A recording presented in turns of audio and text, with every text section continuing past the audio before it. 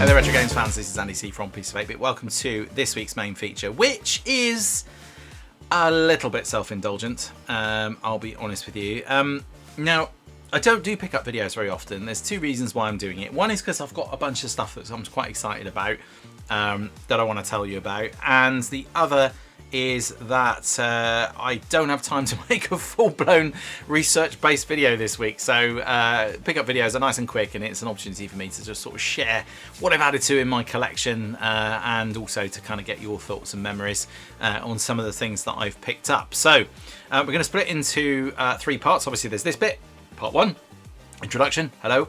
Part 2, I'm going to go through some of the general pickups that I've had that I think are of note that I wanted to talk to you about, and then the third part, I've got a bit of an unboxing to do, which we'll come to in the last section, and then I'll tell you what's coming up next on the channel. And normal service will be resumed very, very shortly as well. So we'll talk all about all of those things as we get into it. But let's go straight into the well, I suppose I called this section the first section now, so the second section, but really the first section. I'm going to just go through some of the pickups that I've been picking up over the last, I guess, couple of months, really. Yeah, I'll see you in there.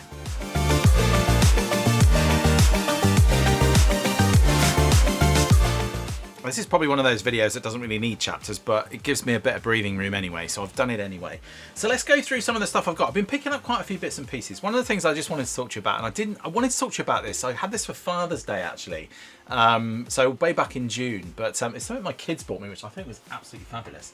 This is the card they bought me, which I think is absolutely amazing. And if it's, if you just shift this across here, how cool is that? That's the best card I've ever received by a countryman. I'm going to turn that off again now, because otherwise I'm going to get a copyright strike. But I've got that. And they also bought me my own one-of-a-kind Funko Pops as well, which is, so it's Retro Dad, and it's basically, they designed this themselves. I'll hold this up to the camera here.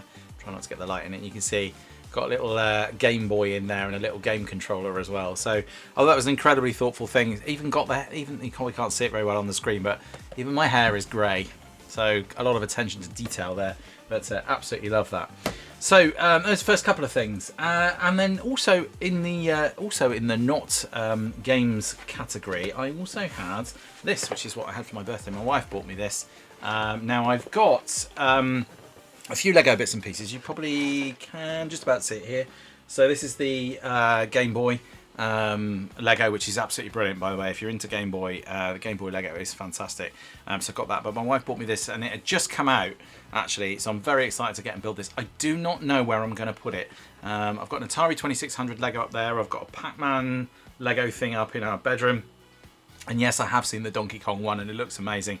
Can't wait to build this. I'm just, with Lego, I tend not to just build stuff straight away. I can kind of want to be in the mood, in the right frame of mind to just sit down and do some Lego. And it's nice, you know, if I'm feeling it, I know I've got a Lego set to build. So I tend not to build them straight away. I tend to kind of sit around, leave them for a while. So that is, that's my Lego set that I've got as well. And I don't know if I can reach it, but I also got... let's move those bits out of the way. Wife also bought me this fabulous book, which is one of the bitmap books, and this one is the NES Famicom A Visual Compendium, and it's absolutely beautiful. So I have this as well. So this is something I need to read through at some point. But look at this, isn't it amazing? And I absolutely love the bitmap book stuff. I don't know whether you can buy them outside the UK. I'm not sure, but I know they sell them at quite a few sort of retro places that I go to, and you can go online and buy them as well. And they have their books are absolutely beautiful. They're really nicely thought out, lovely illustrations in them, lots of really interesting facts and figures. If you're into retro gaming, it's absolutely fantastic. So that was a really, really lovely gift as well. So that's also gone into my collection. And then before I get into the games that I've been buying, I did pick this up a little while ago, and I don't think I've mentioned it on the channel, but this is something that I wanted to talk about, because it's not a retro device by any stretch of the imagination, and you may be able to figure out from the shape of the box what it is, but I've always kind of fancied having a go with one of these. And so I picked myself up a MetaQuest 3, and this is the thing here. And it's really cool. And actually, if you're thinking about VR, I have a VR2 for the PlayStation, and I had the original VR as well. And I did play on them quite a lot. Although the VR2's been gathering dust a little bit of late. I think largely because it's a typical Sony moment of not supporting their hardware properly again. And so there's just not enough stuff on it to keep you interested. So there are some things that I play a lot of, and Beat Saber, which is one of my favourite games to play on VR. And then Meta, who now own the company that creates that game, basically have said there'll be no more Beat Saber on the PlayStation. So there's no more music packs or anything else like that. So that's a real shame. However, I did buy this, and you can play Beat Saber on here. It's kind of annoying because I've got to buy all the packs again. But I played on it a fair bit. My son plays golf on it, which is kind of fun as well. There's a mini golf on here called, what's it called now? Walkabout Golf, I think it's called. Walkabout Mini Golf or something. That's really fun to play. You can get that on the VR2 as well. Yeah, it's a really nice little device, and it's got sort of AR built into it as well. So the cameras at the front allow you to kind of see the real world as well, and you can watch a movie on a giant screen on it and all that sort of stuff as well, which is really, really cool. So yeah, really, really like that. It's really fun, and I need to find some more time to play on it because a lot of the time it does tend to sit in this box. If I'm completely honest, I do think VR is a little bit of a gimmick, I'll be honest with you, but I do enjoy it from time to time. Every now and again, I do like that immersiveness that comes with it. And the nice thing about that being wireless and on batteries is the fact that you can go and play out in the garden and you can have a lot more space. You can basically, it'll map the space that you're in, and then you can move around quite freely in that space, which is really quite cool actually. So I do really like that. So there you go. That's all the sort of non-specific game stuff. And then I've been picking up quite a lot of stuff, obviously for the Game Boy, which we'll get to in a second. But I've also been picking up quite a few Xbox bits and pieces. I've got the Xbox. Well, the Xbox One is behind me here. The One S is just under the TV here.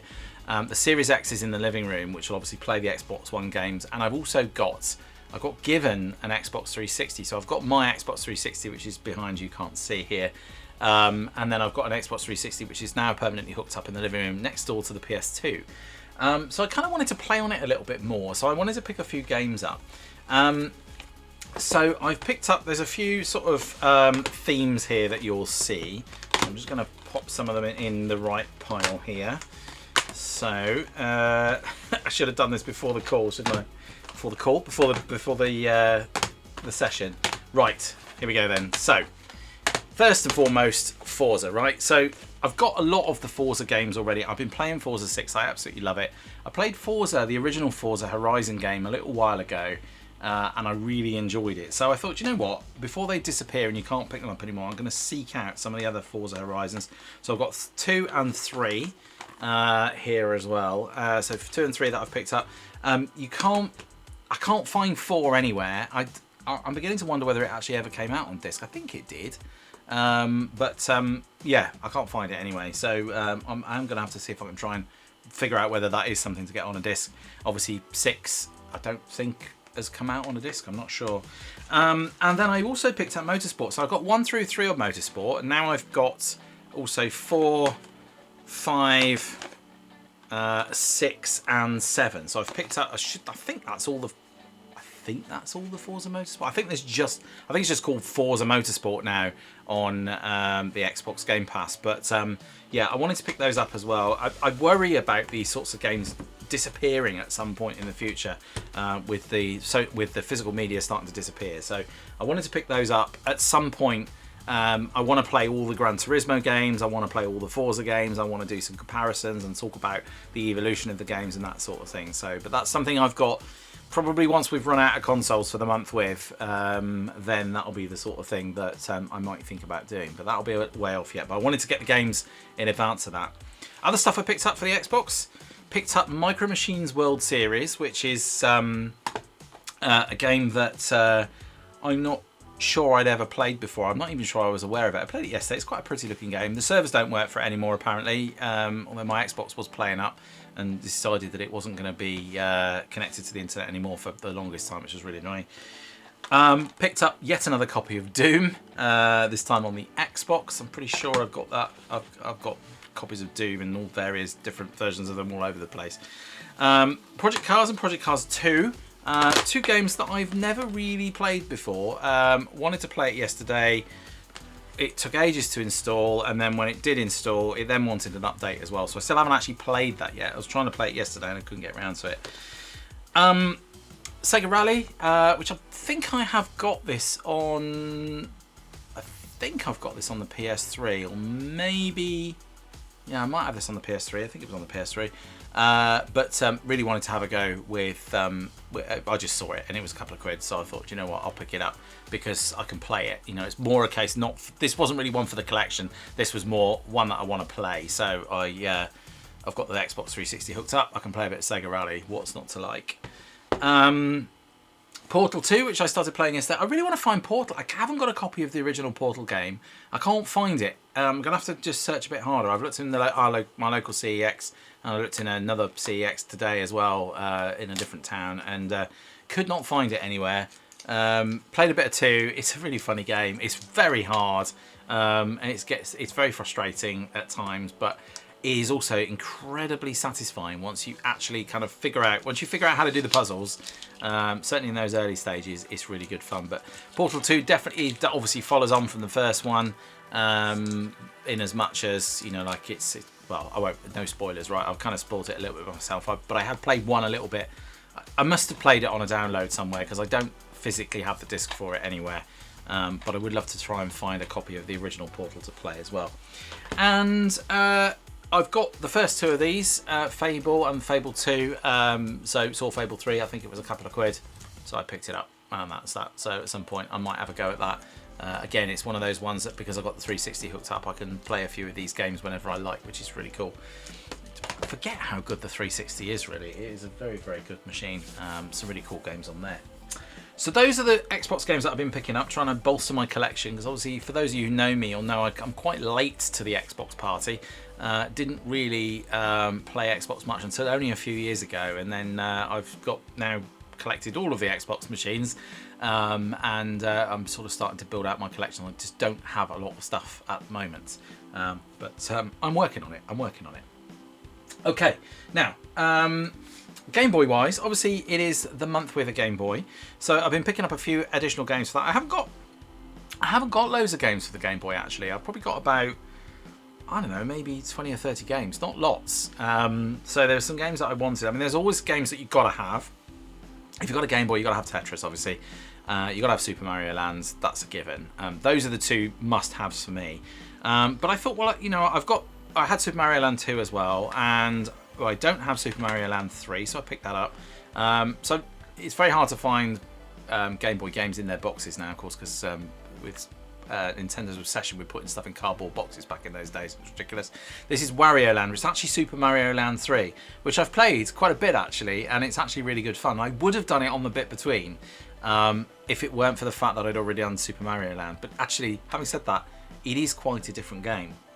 So that was really cool. So I've really enjoyed playing that. I'm going to probably play that a little bit more as well. Micro Machines I picked up as well. I'm not sure. So another Micro Machines game actually. That's 2 that I've picked up. Not sure whether I'd already mentioned that I'd picked this one up before. I can't remember when I got it. I feel like I got it recently. Can't exactly remember. So I've got Micro Machines there.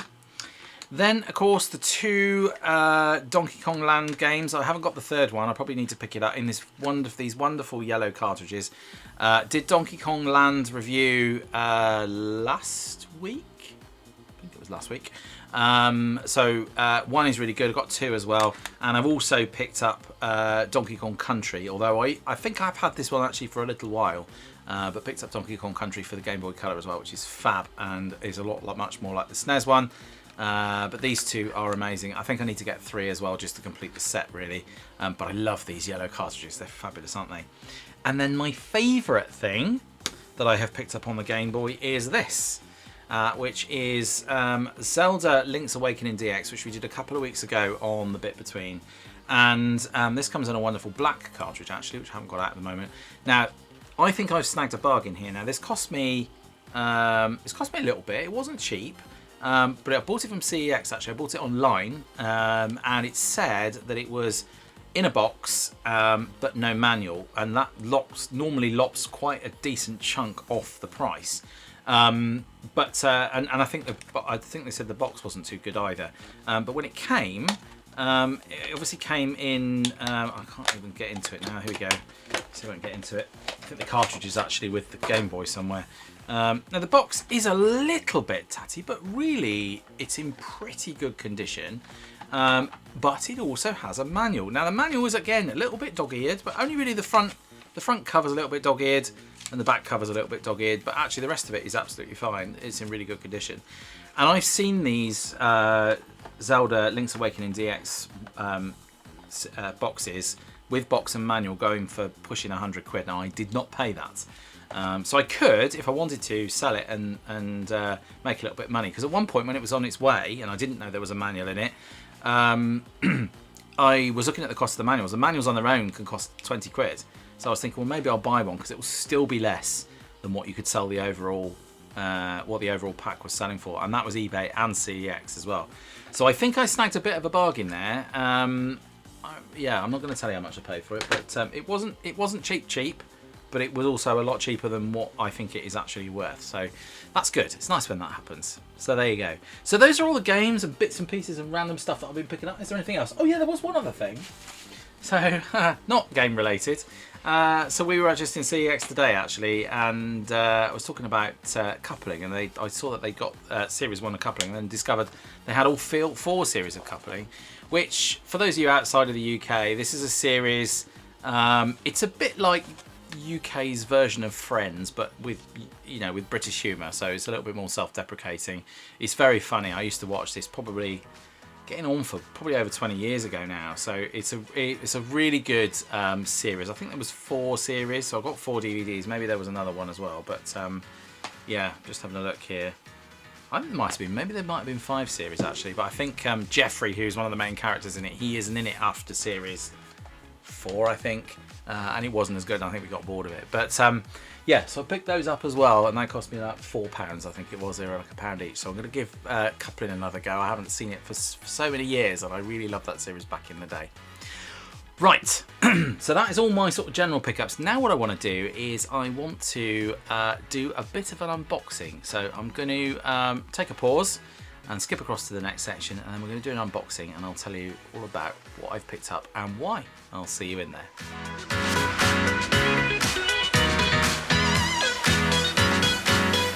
Right then, well, what have I got in my package here? That is the question, and I'm going to be doing a little bit of an unboxing, and I'm kind of excited about this because this is something that you cannot typically find that easily in this country. So I've taken it out of the box, but I've left it in the bubble wrap, so we've just got a little bit to remove, and then I'll reveal what it is that I have bought. I'm very excited about this. Can you tell what it is yet? It says Final Fantasy on the front there. Now there's more of a clue on the side here, here with this little logo here. It is of course a Wonder Swan colour. Now I'm going to unbox this in a second, but I just want to talk a little bit about the Wonder Swan and why I've picked one up this month. So I've been doing the month with the Game Boy, and of course I did a video a few weeks back about a fantastic visionary guy that worked at Nintendo called Gunpei Yokoi, and he was essentially the father of the Game Boy, but also the father of so much of Nintendo's so much of the design principles in Nintendo, so much of the technology they built, including things like the Game & Watch, but also things like the D-pad, which is just synonymous with gaming now. It's everywhere. So incredible guy, very, very smart guy. Sadly passed away in the late 90s as a result of a car accident, aged only 57. And before he died, he left Nintendo off the back of the Virtual Boy, which was a bit of a disaster for Nintendo.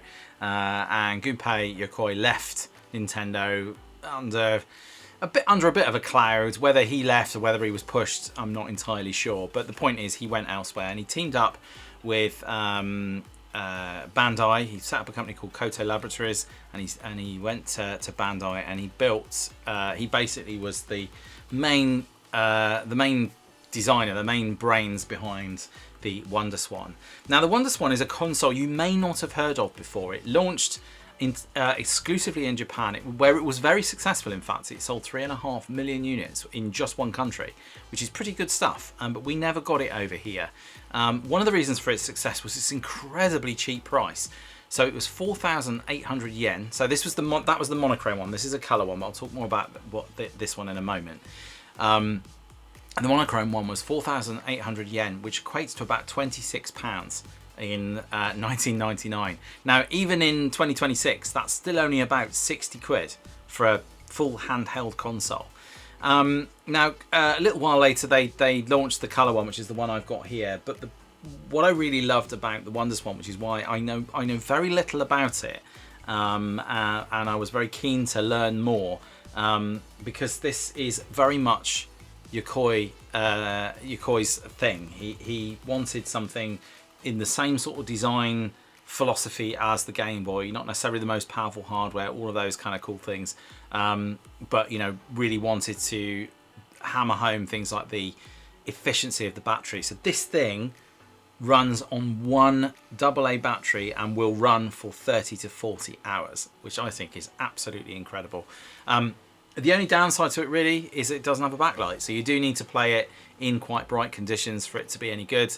But apart from that, it's a good little machine, and I've never played with one before. I've never held one. I've never seen one.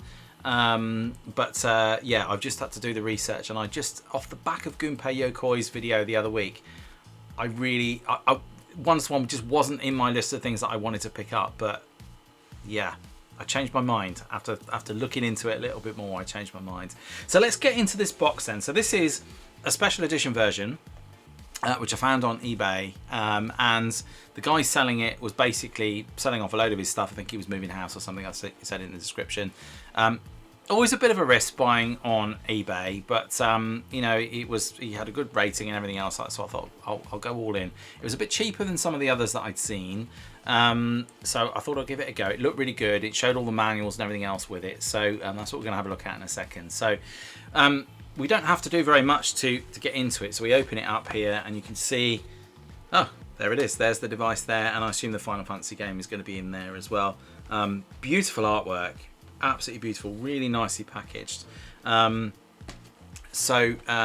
I'm not sure how much these were new actually, the colour ones, but I imagine probably not a great deal more than the monochrome ones, I would imagine, in that attempts to maintain that philosophy of being cheap and accessible for everybody. Making, and I say compromises because they're not compromises, making clever design decisions about the components used, that with a technology that we've spoken about before with Gunpei Yokoi. Right, let's pull this out here then, and let's have a look at this little device here. So let's get the WonderSwan out of the box first. So it's been lovely packed. It's obviously been well looked after, and here it is. It's this sort of pearl. I think it is actually pearl white.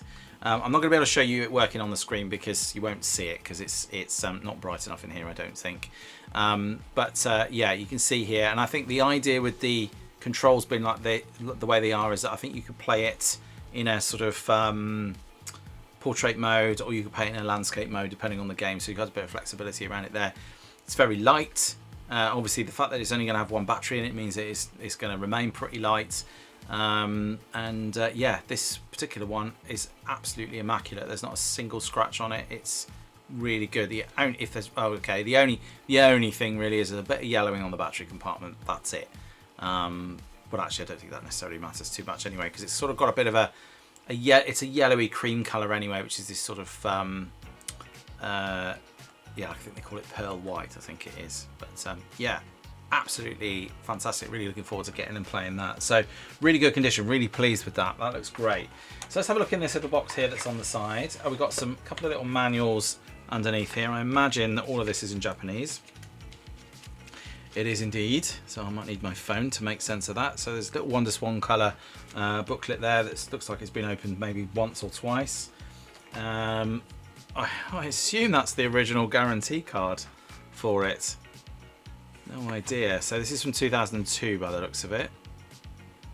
Don't know. I assume that's where you register your guarantee. And then I've got a little promo thing here for some of the games that you could buy at the time. So there we go. And you can see some of them actually. Some of them are in portrait mode. Actually, a friend of mine was talking about the Gunpei game here, which you can get on the Nintendo DS, and he was saying it's really good. I need to go check that out. Little puzzle game, and it runs in portrait mode there, so I need to go check that out. Maybe I can see if I can find it on the WonderSwan. Of course, the trouble with this, and I've already looked into it, is getting WonderSwan games is also quite tricky because they're all imports. A lot of them are only in Japanese as well. So, but I will seek some out. I'm hoping to find some if I go to some fairs. I'm hoping that there might be a few import gamers, import game stall owners that have got a few WonderSwan games. But we shall see. Okay. Again, in the Final Fantasy box that I've got here, all really lovely packaged, all the original documentation here. I assume that's some instructions on how to clean the contacts. I think that's another guarantee card. I don't know. I really should perhaps learn a bit of Japanese. The original manual for the game, again, all in Japanese. Fantastic. That looks like that's never even been opened. Absolutely fabulous. Really good condition. I'm very, very pleased with that. Absolutely beautiful. And then of course we've got the game cartridge itself, so it comes in quite a nice little container here. So there we go, there's the game, Final Fantasy game. So yeah, there we go, that is my newest purchase, my WonderSwan from 2002 from Japan. I think it's probably the first thing I've imported, because I don't tend to have a lot of imported stuff. I know James over at Retro Import Gamer, that's, well, the clue's in the title, right? He brings a lot of stuff in from Japan, I think, and he has some amazing stuff that he brings across. So James, if you're watching, I'd be interested to know if you've got anything WonderSwan, and if you've got any stuff that is spare, let me know. Yeah, I know I'm not so sure that he's into his handheld, so I'm not sure about that. But yeah, I am super pleased with that. That's amazing. So I'm really looking forward to getting stuck in with that. I would think probably now is a good time to buy them. I imagine they're probably going to start going up in value a little bit more. They are quite pricey already. I wanted this one because it's a special edition and it came with the game and it's this lovely box. So really, I can't imagine that I'll play on it very much. It's one of those things that's a bit of a collectible, bit of something to show off to somebody when they come over and say, hey, have you ever come across this before? Here's a bit of a curiosity for you. So yes, that's probably going to sit alongside my Neo Geo Pocket as a handheld that probably doesn't see a lot of light. Yeah, really super pleased with it. Okay, that's all my pickups I wanted to talk to you about today. This video has gone on way longer than I planned to. Let's grab my final thoughts and I'll tell you what's coming up in the next couple of videos. I'll speak to you in a moment.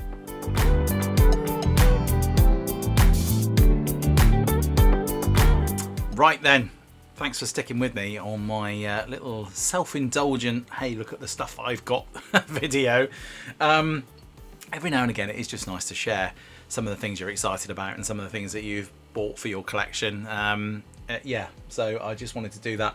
And like I said, I haven't got time to do lots of research on my video this week. I'm sort of out of time. So that's the other reason why I also wanted to keep it simple. But yeah, that is it for this week's main feature then.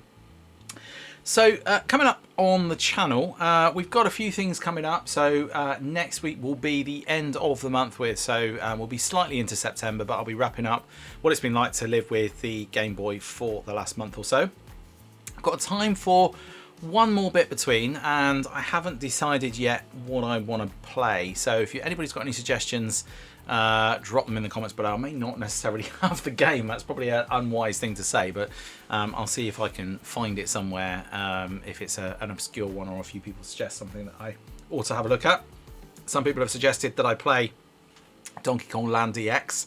I think someone mentioned that in the comments, but I probably won't do that now. I might play it, but I probably won't do it for a bit between, so we'll have a look. But yeah, I could of course obviously have a go at Final Fantasy 1 as well, but that will be on the WonderSwan, not the Game Boy. So yes, there's that coming up. We've got a racing challenge to do over the next couple of weeks as well, which is this month is actually Gran Turismo on the PlayStation. So we've been waiting for this one, super excited about doing that one. And I say super excited, also super nervous, because I should be good at it, but I'm pretty sure that I won't be. So yeah, I'm probably going to be humbled on that one by some people who are far better at the game than me, but we will see. We will see.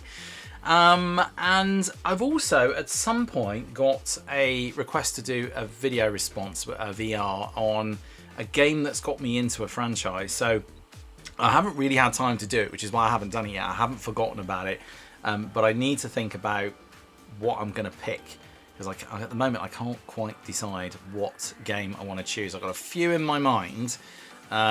It might be that if I pick one, it will be a very short video and I won't have any gameplay, because if it's a game that I'm thinking of, grabbing some gameplay for it's going to be tricky. But yeah, I'm still giving it some thought. So I'm hoping to still do that. And it'll probably be a video that it'll probably be a relatively short video that just drops randomly at some point over the next couple of weeks when I get a moment. So that is everything coming up on the channel. Yes, obviously go back and check out some of the other bit-betweens throughout this month, and also my Tetris video from last week, which I really enjoyed doing. Enjoyed doing the research for that one. It's one of my favourite videos that I've done so far, certainly this month anyway. The Gunpei Yokoi one I did earlier as well was also really, really interesting, for me anyway. Yeah, I've had a look at quite a few games already this month as well. So we looked at Pokemon Red.